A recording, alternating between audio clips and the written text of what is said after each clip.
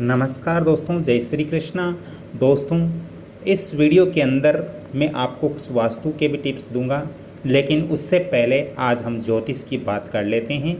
ज्योतिष के अंदर भी हमें जानकारी होना बहुत ज़रूरी है, क्योंकि ज्योतिष के अंदर जानकारी होने से हम अपने जीवन के बारे में कुछ जान सकते हैं। दोस्तों, आपको अपनी कुंडली के अंदर एक अष्टक वर्ग जरूर मिलेगा और उस अष्टक वर्ग को आप देखना कैसे सीखें वो मैं आपको बताता हूं, क्योंकि अष्टक वर्ग से आप बहुत कुछ जान सकते हो। दोस्तों, अष्टक वर्ग पहले मैं यहाँ आपको कुछ विश्लेषण दे देता हूँ। दोस्तों, अष्टक वर्ग में वही लगन लेना चाहिए जो हमारी जन्म कुंडली के अंदर है। जैसे इस जन्म कुंडली के अंदर मिथुन लगन था, तो मैंने यहाँ अष्टक वर्ग के अंदर मिथुन लगन ही लिया है। मैं केवल ये अष्टक वर्ग आपको समझाने के लिए बता रहा हूँ। आप अपना अष्टक वर्ग जरूर देखें, उसके अनुसार ही आप समझें। मैं केवल यहाँ समझा रहा हूँ। दोस्तों, मैंने यहाँ मिथुन लगन की कुंडली से मिथुन लगन का अष्टक वर्ग लिया है, और ये हमारा लगन भाव होता है, ये प्रथम भाव होता है, ये द्वितीय, तृतीय, चतुर्थ, पंचमी, षष्ठमी और सप्तम, अष्टम, नवम, दसम, एकादशी, द्वादशी, इस तरह से ये हमारे भाव होते हैं। यानी पहला भाव, दूसरा भाव, तीसरा भाव, चौथा भाव, पाँचवां भाव, छठा भाव, सातवां भाव, आठवां भाव, नौवां भाव, 10वां भाव, 11वां भाव और ये हमारा 12वां भाव। दोस्तों, मैंने यहाँ पर जो लाल पेन से लिखा है, जो लाल पेन से लिखा हुआ है, जो घेरे से बाहर हैं, वो हमारे इस अष्टक वर्ग के अंदर रेखाएं होती है। ये हमारे अष्टक वर्ग की रेखाएं हैं जो लाल पेन से मैंने यहाँ पर लिखी हैं।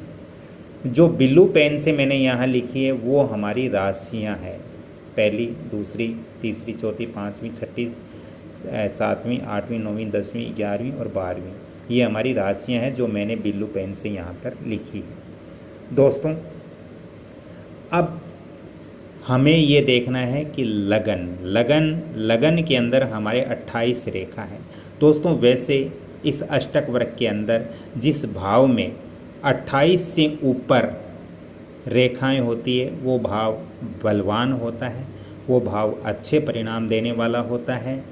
तो जैसे यहाँ पर ये चौथे भाव के अंदर, ये चौथा भाव सुख का भाव है, ये गाड़ी, वाहन, मोटर इत्यादि का भाव है, ये भौतिक सुखों का भाव है। दोस्तों, इससे माता का भी हम देखते हैं कि माता से प्रेम होगा कि नहीं होगा, माता की संपत्ति प्राप्त होगी कि नहीं होगी, ये भी इसी चौथे भाव से हम प्राप्त करते हैं। मातृत्व हमें सही से प्राप्त होगा कि नहीं, ये सब हम चौथे भाव से ही देखते हैं। तो यहाँ पर हमारे लगन में 28 रेखा है और इस चौथे भाव के अंदर 35 रेखा है, यानी लगन से ज़्यादा रेखा है। तो इस कुंडली वाले व्यक्ति को ये सभी चीज़ें प्राप्त होगी। इसी तरह यहाँ 10वें भाव के अंदर भी आप देख रहे हो 31 रेखाएं हैं जो हमारे लगन से ज़्यादा है। और मैंने जैसे बताया कि 28 से ऊपर होते ही जिस भाव में 28 रेखा है वो भाव 28 से ऊपर है, वो भाव अच्छा परिणाम देते हैं। जैसे यहाँ पर देख लीजिए आप, ये यहाँ पर 36 रेखा है और ये सप्तम भाव स्त्री का भाव होता है। तो आपके लगन में 28 रेखा है, स्त्री की भाव के अंदर 36 रेखा है।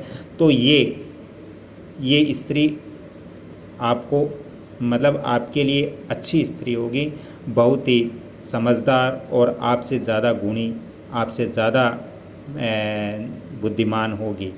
दोस्तों, अब हम बात करते हैं कि इस अष्टक वर्ग को कैसे देखेंगे।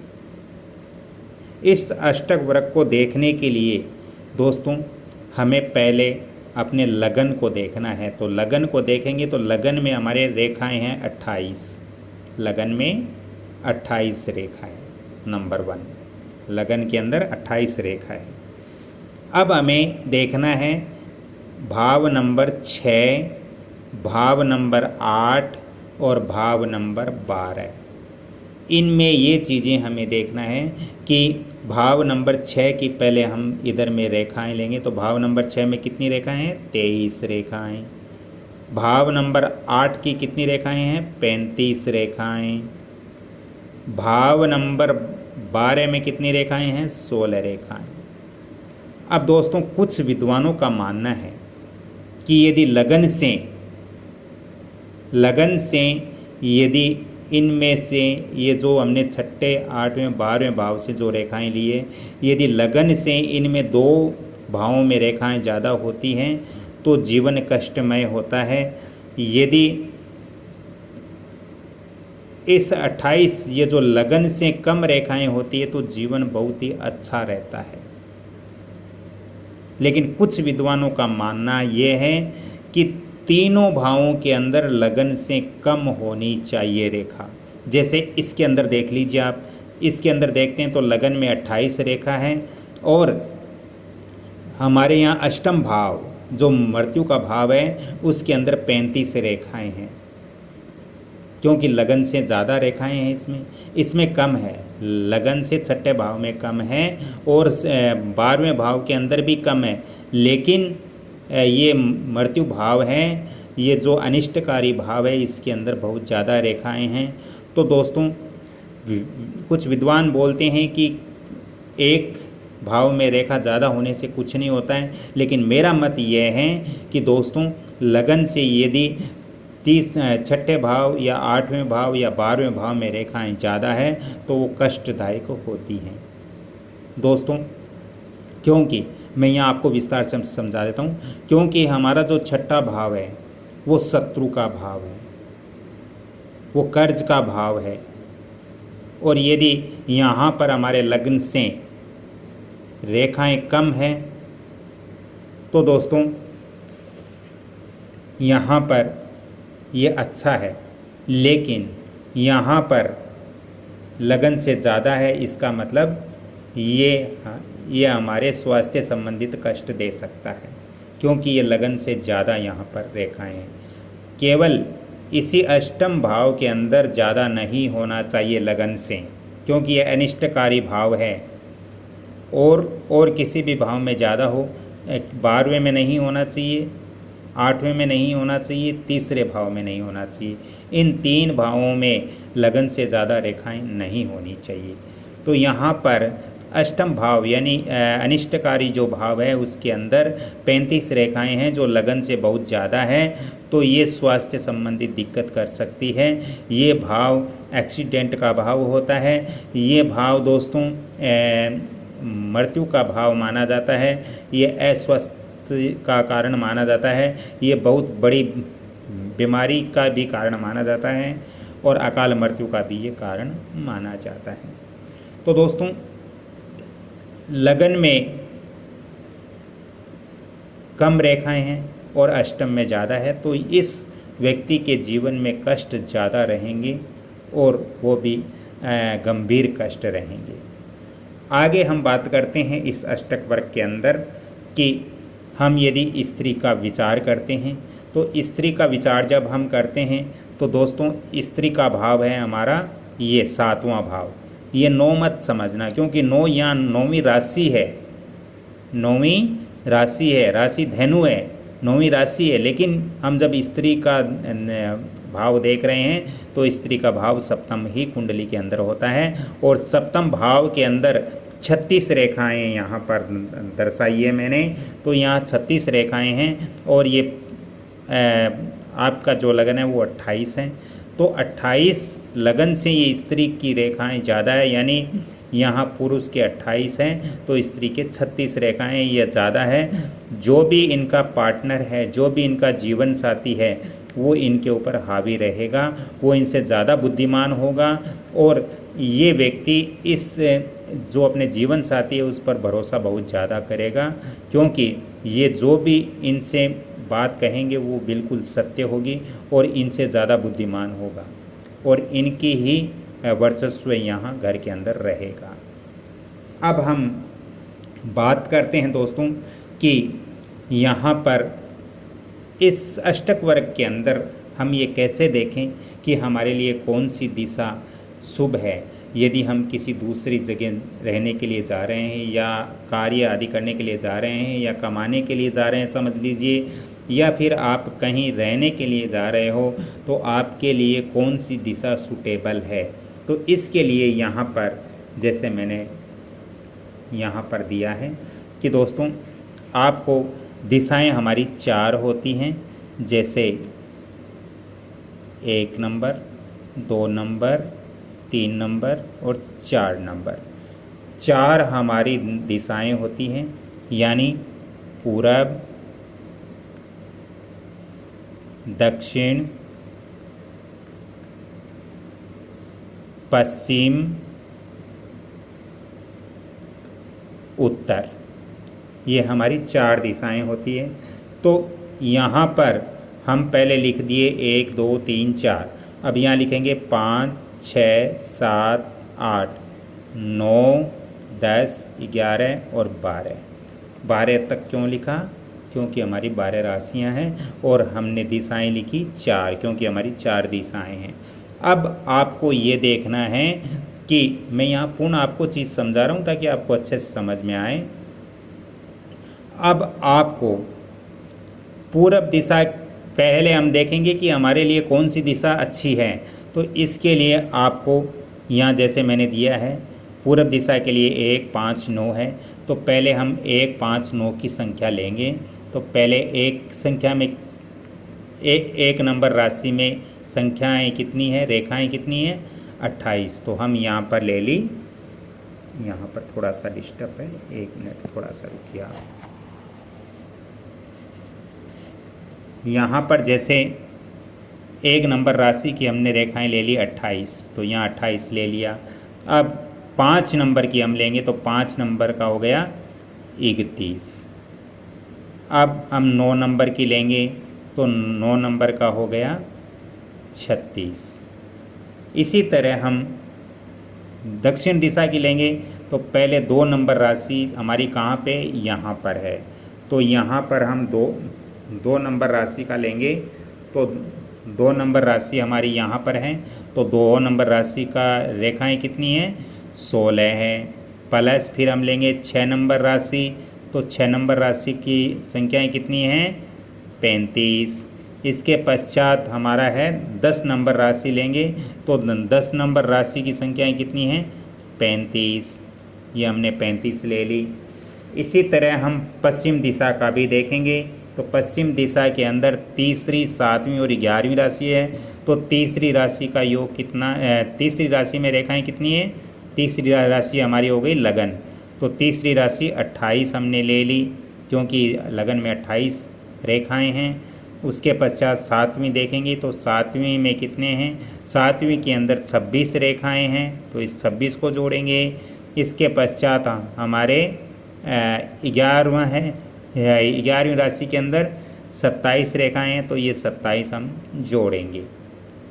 इसके पश्चात हम देखेंगे उत्तर दिशा के बारे में। तो उत्तर दिशा में कौन कौन सी राशियाँ हैं? चौथी, 8वीं और 12वीं। तो चौथी राशि कौन सी है यहाँ पर? चौथी राशि हमारी हो गई ये। अब चौथी राशि के अंदर अंक कितने हैं? 26 ले लिए। उसके पश्चात हमारे 8वीं राशि के अंदर कितने अंक हैं? 23, तो यहाँ पर हमने ले लिया 23। 12वीं राशि में कितने अंक हैं? 12वीं राशि में कितनी रेखाएं हैं? 16।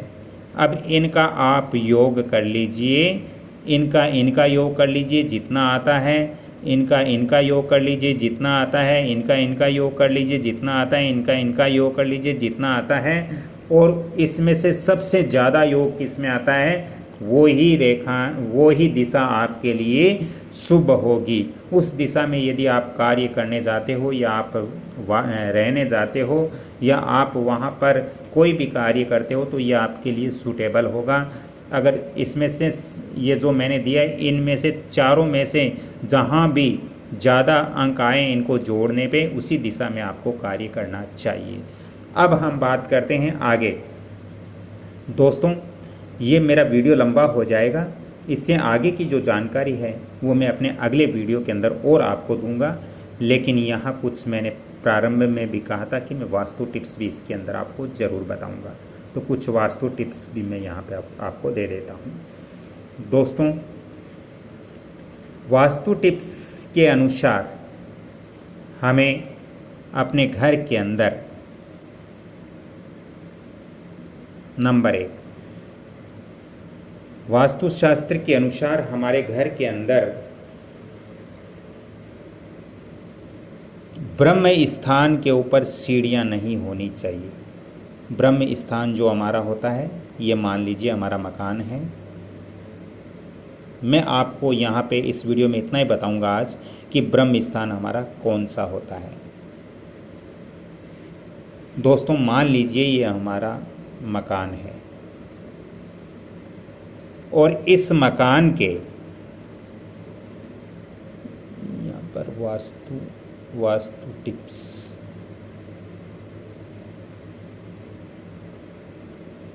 मान लीजिए ये हमारा मकान है और मकान को आपको बराबर 9, अब देखिए आप इसका ब्रह्म स्थान कैसे निकालोगे, मैं इतनी चीज़ समझाऊंगा इसके अंदर। तो आपका ये मकान है और ये मकान आपका, इसकी लंबाई चौड़ाई आपको देखनी है और इस लंबाई चौड़ाई के 9 भाग आपको करने हैं, बराबर बराबर 9 भाग आपको करने हैं। यानी ये हमारा जो बीच का स्थान है, ये ब्रह्म स्थान होता है। यहाँ पर ब्रह्मा जी का स्थान होता है, वास्तु पुरुष की नाभि होती है और ये बहुत ही मर्म स्थान होता है। यहाँ पर हमें किसी भी प्रकार का निर्माण नहीं करना है। दोस्तों, नंबर 1। नंबर 2, इस ब्रह्म स्थान के ऊपर किसी भी प्रकार का पिलर या सीढ़ियाँ या बीम या पानी का गड्ढा या बोरिंग या शौचालय बिल्कुल नहीं होना चाहिए, अन्यथा आप अपने घर के अंदर कभी सुखी नहीं रह सकते। आप इस घर के अंदर हर समय मानसिक तनाव और कलह कलेश के सिवाय इस घर के अंदर आपको कुछ भी प्राप्त नहीं होगा। इसलिए ब्रह्म स्थान का हमें विशेष तौर से ध्यान में रखना चाहिए। दोस्तों, ब्रह्म स्थान का सही कैलकुलेशन कैसे निकालें, बिल्कुल सटीक कैलकुलेशन कैसे निकालें, इसकी जानकारी मैं आगे आपको दूंगा। ये मेरा वीडियो बहुत लंबा हो जाएगा, लेकिन आज मैं आपको शॉर्टकट में समझा रहा हूँ कि ब्रह्म स्थान के ऊपर कभी भी हमें सीढ़ियाँ नहीं देनी चाहिए। सीढ़ियाँ देने से हमारी उन्नति तरक्की रुक जाती है, घर में इनकम के सोर्स कम होते हैं और यदि इसके ऊपर बीम या पिलर आदि का भार आ जाता है तो भी ये बहुत ही नुकसान करता है। क्योंकि मान लीजिए आपकी नाभि के ऊपर किसी ने वज़न रखा है, तो आप श्वास कैसे लोगे और कैसे आप उनको आशीर्वाद दोगे। क्योंकि जब आपकी नाभि के ऊपर किसी ने भार रखा है, बोझ रखा है या आपकी नाभि के अंदर गड्ढा किया है, तो आप बिल्कुल उनको शुभ आशीर्वाद नहीं दोगे, उनको बद्दुआ ही आप दोगे। तो ऐसी स्थिति के अंदर वास्तु पुरुष ऐसी स्थिति में वहाँ अच्छा नहीं होता है। इसलिए इन चीज़ों का आप ध्यान रखें।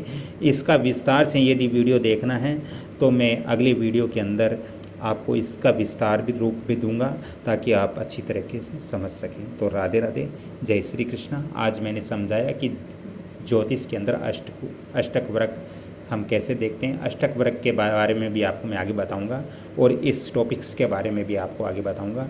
कृपया इस वीडियो को आप लाइक शेयर सब्सक्राइब जरूर करें, बेल आइकन घंटी के निशान पर भी क्लिक करें, ताकि मेरा भी मनोबल बढ़ेगा और मैं आपको ऐसी रहस्यमयपूर्ण जानकारियाँ दूंगा। अगले वीडियो में अष्टक वर्ग के अंदर बताऊंगा कि जो यहाँ पर माता के लिए ये कैसा रहेगा या पुत्र के लिए ये कैसा रहेगा या आपके इनकम के सोर्स कैसे रहेंगे, ये सारी चीज़ें मैं अगले वीडियो के अंदर और बताऊंगा। और इस टिप्स के बारे में भी आगे विस्तार से बताऊंगा कि हमारा ब्रह्म स्थान कैसे रहता है। तो दोस्तों, इस वीडियो को आप लाइक शेयर सब्सक्राइब जरूर करें, तभी आपको सारी जानकारी प्राप्त होगी। और आप इस चैनल को जितना हो सके आगे बढ़ाइए, क्योंकि ये चैनल आप लोगों का ही है और आप लोग ही इसका सहयोग करोगे तभी मेरा मनोबल बढ़ेगा और मैं आपको घर बैठे ज्योतिष और वास्तु की जो सटीक जानकारियां हैं उनके साथ भी आपको रूबरू कराऊंगा। तब तक के लिए मैं आपसे क्षमा चाहता हूं और आप सभी से निवेदन करता हूं कि आप इस वीडियो को जितना ज़्यादा हो सके लाइक शेयर सब्सक्राइब जरूर करना। धन्यवाद। जय श्री कृष्णा। यदि आपको ज़्यादा ही आवश्यकता हो तो आप मेरे को फ़ोन कॉल्स करें, अन्यथा नहीं करें। मैं फ़ोन नंबर भी आपको दे रहा हूँ 7901718402। राधे राधे। जय माता जी की। जय श्री कृष्णा। धन्यवाद।